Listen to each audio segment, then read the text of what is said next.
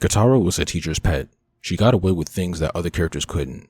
Often, when a character in Avatar acted in a poor manner, the writers would punish them and make them learn their lesson. There were multiple times where Katara got to act rudely or selfishly and escape with no punishment or lesson learned. In episode 2, Aang was being kicked out of the tribe for bringing the nation to them.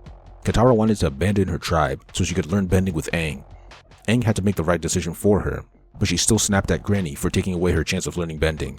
And then Granny changed her mind anyway to suit Katara's needs. No reflection, no learning. There were also times where she acted hypocritically. In episode 4, she got mad at Sokka for reinforcing gender stereotypes, but then in episode 10, she used gender stereotypes to mock Sokka's masculinity and leadership. All of that paled in comparison to what she pulled in the Waterbending Master. In the episode, the main conflict was the culture of the Water Tribe. Men could learn bending for combat, but women could only learn bending for healing. Aang needed to master the elements to beat the Fire Lord, so he needed to learn from Pakku, a master waterbender. Initially, Aang was going to sacrifice his chance to learn for Katara's sake, but Katara convinced him not to. They tried to get around this by having Aang pass down his knowledge to Katara, but Pakku found out and dumped Aang as a student for his disrespect. All Katara had to do to fix the problem was apologize, but instead, she chose to fight him. She put her pride over the balance of the world. Now, the roles reversed. Aang tried to talk sense into Katara like she did for him, but she didn't listen. What's worse is that this wouldn't even solve anything. It's not like she made a deal where her victory would result in Aang becoming a student again. She just did it for her selfish pride. And then she completely lost the battle, but the writers moved heaven and earth to have her win the war.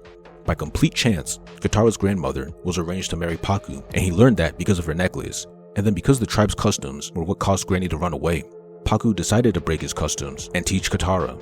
That made no sense.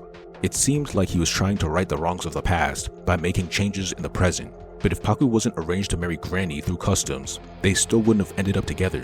She never loved him, customs were not. So why would Pakku now break his customs? The story bent over backwards to give Katara what she wanted and prevent her from learning anything. What's even worse is the contrast between another episode with customs from the same season. Here, Katara had a problem with the culture and got away with calling the tribe's culture stupid.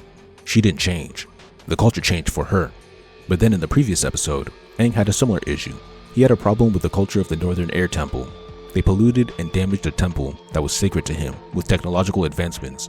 They also copied his culture with their gliders without having the spirit. He really didn't like them, but after interacting with them, he saw that they had spirit and accepted their culture. He even opened a room that he said he wouldn't because it was the only thing that wasn't changed.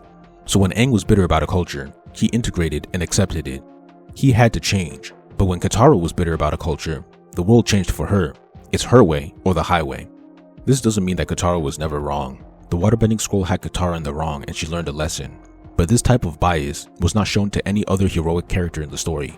This episode was her worst teacher's pet moment because she chose her pride over the fate of the world and wasn't punished for it. Her and Aang's juxtaposition with how they dealt with cultures they weren't fond of made her look significantly worse. And she didn't change or learn anything.